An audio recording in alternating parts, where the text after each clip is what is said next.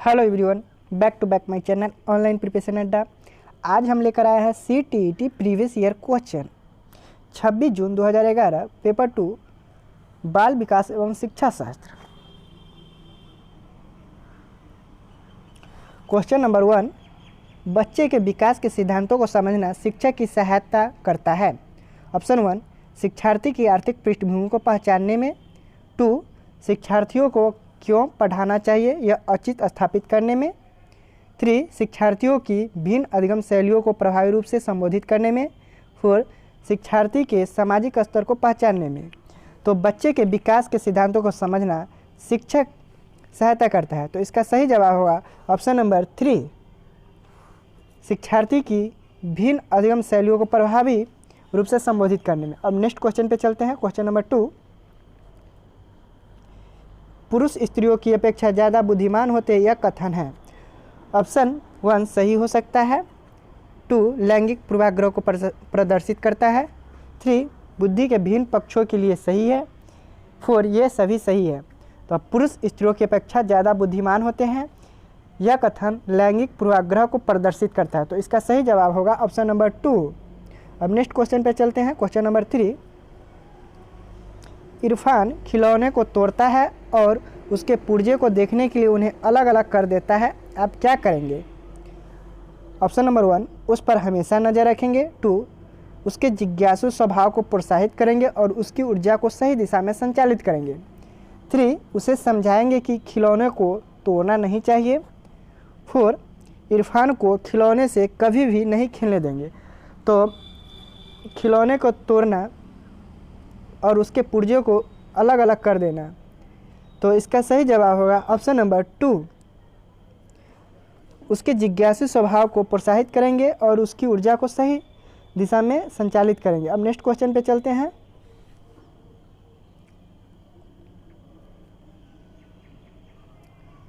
Question number 4, Christina अपनी कक्षा को क्षेत्र भ्रमण पर ले जाती है और वापस आने पर अपने विद्यार्थियों के साथ भ्रमण पर चर्चा करती है, यह डैश की ओर संकेत करता है। ऑप्शन ए, सीखने के लिए आकलन। 2, आकलन के लिए सीखना। 3, आकलन का सीखना। 4, सीखने के लिए आकलन। तो क्षेत्र भ्रमण पर ले जाती है, तो इसका सही जवाब होगा ऑप्शन नंबर 1, सीखने के लिए आकलन। अब नेक्स्ट क्वेश्चन पे चलते हैं। क्वेश्चन नंबर 5, प्रत्येक शिक्षार्थी स्वयं में विशिष्ट है, इसका सही अर्थ है। ऑप्शन 1, शिक्षार्थियों में न तो कोई समान विशेषता होती और न ही उनके लक्ष्य समान होते हैं। 2, सभी शिक्षार्थियों के लिए एक समान पाठ्यचर्या संभव नहीं है। 3, एक विषम रूपी कक्षा में शिक्षार्थियों की क्षमताओं को विकसित करना असंभव है। 4, कोई भी 2 शिक्षार्थी अपनी योग्यताओं, रुचियों और प्रतिभाओं में एक समान नहीं रहते हैं। तो प्रत्येक शिक्षार्थी स्वयं में विशिष्ट है, तो इसका सही जवाब होगा ऑप्शन नंबर 4, कोई भी 2 शिक्षार्थी अपनी योग्यताओं, रुचियों और प्रतिभाओं में एक समान नहीं होते। अब नेक्स्ट क्वेश्चन पे चलते हैं। क्वेश्चन नंबर 6, सृजनात्मक उत्तरों के लिए आवश्यक है। ऑप्शन 1, विषय वस्तु आधारित प्रश्न। 2, मुक्त उत्तर वाले प्रश्न। 3, एक अत्यंत अनुशासित कक्षा। 4, प्रत्येक शिक्षण एवं प्रत्यक्ष प्रश्न। तो सृजनात्मक उत्तर, तो इसका सही जवाब होगा ऑप्शन नंबर 2, मुक्त उत्तर वाले प्रश्न। अब नेक्स्ट क्वेश्चन पे चलते हैं। क्वेश्चन नंबर 7, शिक्षार्थियों को डैश के लिए प्रोत्साहित नहीं करना चाहिए। ऑप्शन 1, समूह कार्य में दूसरे शिक्षार्थियों के साथ सक्रिय रूप से अंतःक्रिया करने में। 2, अधिक से अधिक पाठ सागामी क्रियाओं में हिस्सा लेने। 3, शिक्षक जो पूछ सकते हैं उन सभी प्रश्नों को याद करने। 4, कक्षा के अंदर और बाहर अधिक से अधिक प्रश्न पूछने। तो शिक्षार्थियों को किस चीज़ के लिए प्रोत्साहित नहीं करना चाहिए? तो इसका सही जवाब होगा ऑप्शन नंबर 3, शिक्षक जो पूछ सकते हैं उन सभी प्रश्नों को उत्तर याद करने में। अब नेक्स्ट क्वेश्चन पे चलते हैं। क्वेश्चन नंबर 8, निम्नलिखित में से कौन सा रचनात्मक आकलन के उचित उपकरण नहीं है? ऑप्शन 1 मौखिक प्रश्न, 2 सैन्य परीक्षा, 3 प्रश्नोत्तरी खेल, 4 दत्तकार। तो रचनात्मक कार्य के लिए उचित उपकरण नहीं है, इसमें नहीं है। तो इसका सही जवाब होगा ऑप्शन नंबर 2 सैन्य परीक्षा। मौखिक प्रश्न, प्रश्नोत्तरी और खेल और दत्तकार ये रचनात्मक आकलन है और सैन्य परीक्षा रचनात्मक काल आकलन नहीं है। अब नेक्स्ट क्वेश्चन पे चलते हैं। क्वेश्चन नंबर 9, भारतीय समाज की बहुभाषिक विशेषता को डैश देखा जाना चाहिए। ऑप्शन 1 विद्यालय जीवन को समृद्ध बनाने के संसाधन के रूप में, 2 विद्यार्थियों को सीखने के लिए अभिप्रेरित करने हेतु शिक्षक योग्यता की चुनौती के रूप में, 3 शिक्षार्थियों के लिए विद्यालय जीवन को एक जटिल अनुभव के रूप में बनाने के एक कारण के रूप में, 4 शिक्षण अधिगम प्रक्रिया में बाधा के रूप में। तो भारतीय समाज बहुभाषिकता विशेषता को डैश देखा जाना चाहिए। तो इसका सही जवाब होगा ऑप्शन नंबर 1 विद्यालय जीवन के समृद्ध बनाने के संसाधन के रूप में। अब नेक्स्ट क्वेश्चन पे चलते हैं। क्वेश्चन नंबर 10, विद्यार्थियों के सीखने में जो रिक्तियां रह जाती है उनके निदान के बाद डैश होना चाहिए। ऑप्शन 1 सघन अभ्यासकार, 2 सभी पाठों को व्यवस्थित रूप से दोहराना, 3 शिक्षार्थी और अभिभावकों को उपलब्धि के विषय में बताना, 4 समुचित उपचारात्मक कार्य। तो विद्यार्थियों के सीखने में जो रिक्ति बच जाती है रह जाती है उसके लिए समुचित उपचारात्मक कार्य माने इसका सही जवाब होगा ऑप्शन नंबर 4। अब नेक्स्ट क्वेश्चन पे चलते हैं। क्वेश्चन नंबर 11, सबसे अधिक गहन और जटिल सामाजिकरण होता है। ऑप्शन ए किशोरावस्था के दौरान, 2 पूर्व बाल्यावस्था के दौरान, 3 प्रौढ़ावस्था के दौरान, 4 व्यक्ति के पूरे जीवन में। तो सबसे अधिक गहन और जटिल सामाजिकरण होता है किशोरावस्था। तो इसका सही जवाब होगा ऑप्शन नंबर 1 किशोरावस्था के दौरान। अब नेक्स्ट क्वेश्चन पे चलते हैं। क्वेश्चन नंबर 12, आनुवांशिकता को डैश सामाजिक संरचना माना जाता है। ऑप्शन 1 गौण, 2 गत्यात्मक, 3 स्थिर, 4 प्राथमिक। तो आनुवांशिकता को तो इसका सही जवाब होगा ऑप्शन नंबर 3 स्थिर। अब नेक्स्ट क्वेश्चन पे चलते हैं। क्वेश्चन नंबर 13, पियाजे के अनुसार विकास की पहली अवस्था जन्म से लगभग 2 वर्ष आयु के दौरान बच्चे सबसे बेहतर सीखते हैं। ऑप्शन 1 निष्क्रिय शब्दों को समझने के द्वारा, 2 अमूर्त तरीके से चिंतन द्वारा, 3 भाषा के नए अर्जित ज्ञान के अनुप्रयोग द्वारा, 4 इंद्रियों के प्रयोग द्वारा। तो पियाजे के अनुसार विकास की पहली अवस्था जन्म से 2 वर्ष आयु तक सीखता है। तो इसका सही जवाब होगा ऑप्शन नंबर 4 इंद्रियों के प्रयोग द्वारा। अब नेक्स्ट क्वेश्चन पे चलते हैं। क्वेश्चन नंबर 14,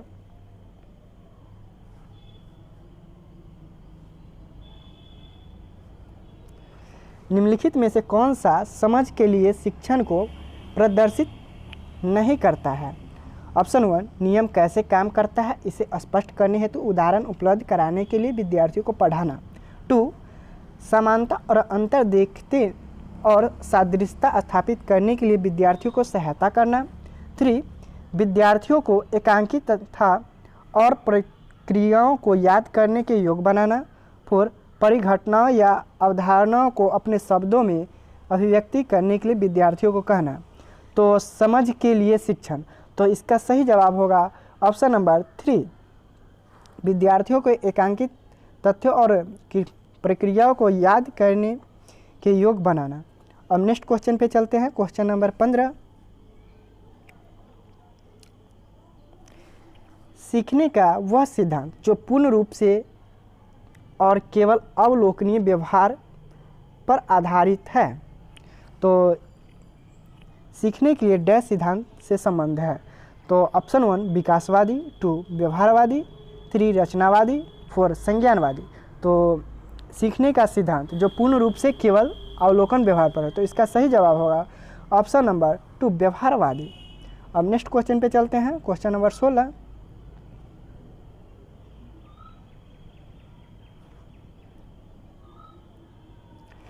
एक शिक्षिका अपनी कक्षा के प्रतिभाशाली बच्चों की योग्यताओं की उपलब्धि चाहती है। अपने उद्देश्य की प्राप्ति के लिए उन्हें निम्नलिखित में से क्या नहीं करना चाहिए?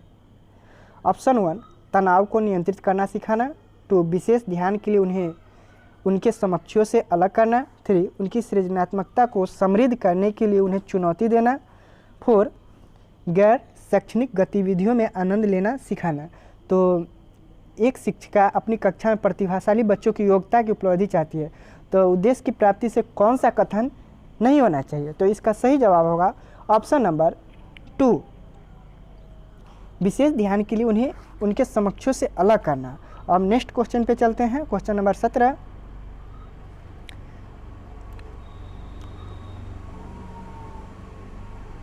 छोटे शिक्षार्थियों में निम्नलिखित में कौन सा लक्षण पठन कठिनाइयों का नहीं है?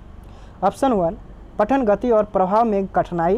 2, शब्दों और विचारों को समझने में कठिनाई। 3, सुसंगत वर्तनी में कठिनाई। 4, वर्ण एवं शब्द पहचान में कठिनाई। तो छोटे बच्चे में जो लक्षण पठन कठिनाई का नहीं है, तो इसका सही जवाब होगा ऑप्शन नंबर 1, पठन गति और प्रभाव में कठिनाई। अब नेक्स्ट क्वेश्चन पे चलते हैं, क्वेश्चन नंबर 18। निम्नलिखित में कौन सी विशेषता आंतरिक रूप से अभिप्रेरित बच्चों के लिए सही नहीं है? ऑप्शन 1, उन्हें कार्य करने में आनंद आता है। 2, वे कार्य करते समय उच्च स्तर की ऊर्जा प्रदर्शित करते हैं। 3, वे चुनौती भरे कार्यों को पसंद करते हैं।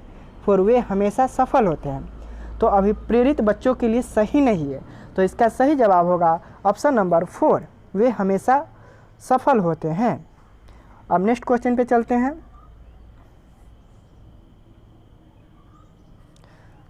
Question number 19। शिक्षार्थियों को आत्मनियम डैश की ओर संकेत करता है। ऑप्शन 1, विद्यार्थियों के व्यवहार के लिए विनिमय बनाना। 2, विद्यार्थी निकाय द्वारा बनाए गए नियम विनिमय। 3, स्व अनुशासन और नियंत्रण। 4, अपने सीखने का स्व पर्यवेक्षण करने की उनकी योग्यता। तो आत्मनियम की संकेत करता है, तो इसका सही जवाब है ऑप्शन नंबर 4, अपने सीखने का स्व पर्यवेक्षण करने की उनकी योग्यता। अब नेक्स्ट क्वेश्चन पे चलते हैं, क्वेश्चन नंबर 20। निम्नलिखित में से किस कथन को सीखने के लक्षण के रूप में नहीं जाना जाता है? ऑप्शन 1, सीखना कुछ ऐसी चीज़ है जो कुछ अनुभवों के परिणाम स्वरूप घटित होती है। 2, व्यवहार का अध्ययन सीखना है। 3, अनअधिगम अनलर्निंग भी सीखने का एक हिस्सा है। 4, सीखना एक प्रक्रिया है जो व्यवहार के मध्यस्थता करती है। तो इसका सही जवाब होगा ऑप्शन नंबर 2, व्यवहार का अध्ययन सीखना है। क्वेश्चन नंबर 21, सिद्धांत के रूप में रचनावाद। ऑप्शन 1, दुनिया के विषय में अपना दृष्टिकोण निर्मित करने में शिक्षार्थी की भूमिका पर बल देता है। 2, सूचनाओं को याद करने और पुनः स्मरण द्वारा जांच करने पर बल देता है। 3, शिक्षक की प्रभुत्वशाली भूमिका पर बल देता है। 4, अनुकरण की भूमिका पर केंद्रित है। तो इसका सही जवाब होगा ऑप्शन नंबर 1, दुनिया के विषय में अपना दृष्टिकोण निर्मित करने में शिक्षार्थी की भूमिका पर बल देता है। अब नेक्स्ट क्वेश्चन पे चलते हैं, क्वेश्चन नंबर 22। सृजनात्मक शिक्षार्थी वह है जो ऑप्शन 1, बहुत बुद्धिमान है। 2, परीक्षा में हर बार अच्छे अंक प्राप्त करने के योग्य है। 3, पार्श्वलेट चिंतन और समस्या समाधान में अच्छा है। 4, ड्राइंग और पेंटिंग में बहुत विलक्षण है। तो सृजनात्मक शिक्षार्थी हुआ है, तो इसका सही जवाब होगा ऑप्शन नंबर 3, पार्श्वलेट चिंतन और समस्या समाधान में अच्छा है। अब नेक्स्ट क्वेश्चन पे चलते हैं, क्वेश्चन नंबर 23। अवधारणाओं का विकास मुख्य रूप से डैश का हिस्सा है। अवधारणाओं का विकास, ऑप्शन नंबर 1, बौद्धिक विकास। 2, शारीरिक विकास। 3, सामाजिक विकास। 4, संवेगात्मक विकास। तो अवधारणाओं का जो विकास है, तो इसका सही जवाब होगा ऑप्शन नंबर 1, बौद्धिक विकास। अब नेक्स्ट क्वेश्चन पे चलते हैं, क्वेश्चन नंबर 24। व्यक्तिगत शिक्षार्थी एक दूसरे से डैश में भिन्न होते हैं। ऑप्शन 1, विकास की दर। 2, विकास क्रम। 3, विकास की समानता क्षमता। 4, वृद्धि एवं विकास की सिद्धांतों। तो इसका सही जवाब होगा ऑप्शन नंबर 1, विकास की दर। अब नेक्स्ट क्वेश्चन पे चलते हैं, क्वेश्चन नंबर 25। बच्चे के उचित विकास को सुनिश्चित करने के लिए उसका स्वस्थ शारीरिक विकास का एक महत्वपूर्ण पूर्व आवश्यकता है। यह कथन है। ऑप्शन 1 गलत हो सकता है क्योंकि विकास नितांत व्यक्तिगत मामला है। ऑप्शन 2 सही है क्योंकि विकास क्रम में शारीरिक विकास सबसे पहले स्थान पर आता है। 3 सही है क्योंकि शारीरिक विकास के अन्य पक्षों के साथ अंत संबंधी है। 4 गलत है क्योंकि शारीरिक विकास के अन्य पक्षों की किसी भी प्रकार से भी प्रभावित नहीं करता है। तो इसका सही जवाब होगा ऑप्शन नंबर 3 सही है क्योंकि शारीरिक विकास के अन्य पक्षों के साथ अंत संबंधित है। अब नेक्स्ट क्वेश्चन पे चलते हैं। Question number 26।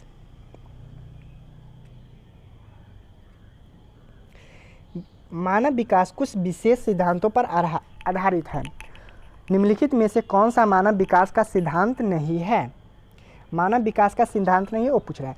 तो ऑप्शन 1 अनुक्रमिकता, 2 समान से विशिष्ट, 3 प्रतिवर्ती, 4 निरंतरता।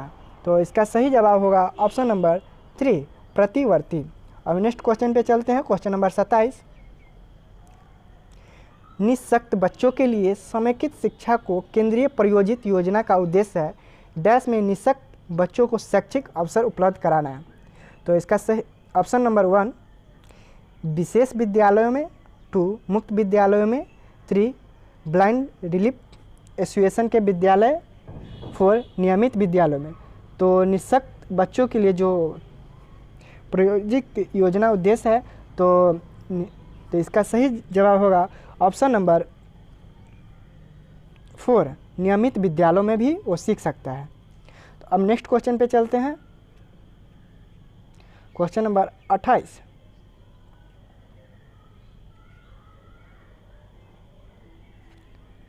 निम्नलिखित में से कौन सा कथन सीखने के विषय में सही है?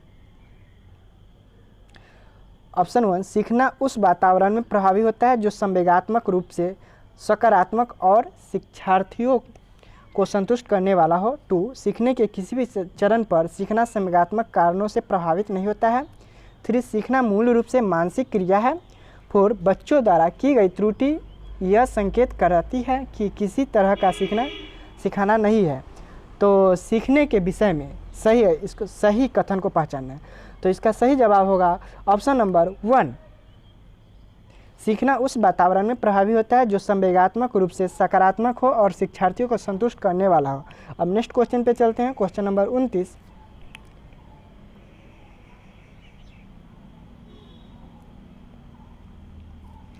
मूल्यांकन एवल्यूएशन का कौन सा मुख्य उद्देश्य होना चाहिए? ऑप्शन नंबर 1 शिक्षार्थियों की उपलब्धि को मापना, 2 यह निर्णय लेना कि क्या विद्यार्थी को अगली कक्षा में प्रोन्नति किया जाना चाहिए, 3 सीखने में होने वाली कमियों का निदान और उपचार करना सीखना चाहिए, 4 शिक्षार्थियों की त्रुटियों निकालना तथा उनकी उपलब्धि मापना। तो मूल्यांकन का कौन सा मुख्य उद्देश्य होना चाहिए? तो इसका सही जवाब होगा ऑप्शन नंबर 3 सीखने में होने वाली कमियों का निदान और उपचार करना चाहिए। अब लास्ट क्वेश्चन नंबर लास्ट और आखिरी। शिक्षार्थी जो पहले सीख चुके हैं उसकी पुनरावृत्ति और प्रत्यास्मरण में शिक्षार्थियों की मदद करना महत्वपूर्ण है। क्यों? ऑप्शन 1 नई जानकारी को पूर्व जानकारी को जोड़ना सीखने में समृद्ध बताना है, पूर्व पाठों को दोहराने का एक प्रभावी तरीका है, 3 यह शिक्षार्थियों की स्मृति को बढ़ाता है जिससे सीखना सुदृढ़ होता है, 4 यह किसी भी कक्षा अनुदेशन के लिए एक सुविधाजनक शुरुआत है। तो शिक्षार्थियों को पहले सीख चुके हैं उसकी पुनरावृत्ति के प्रत्यास्मरण में शिक्षार्थी को मदद करता है। तो इसका सही जवाब होगा ऑप्शन नंबर 1।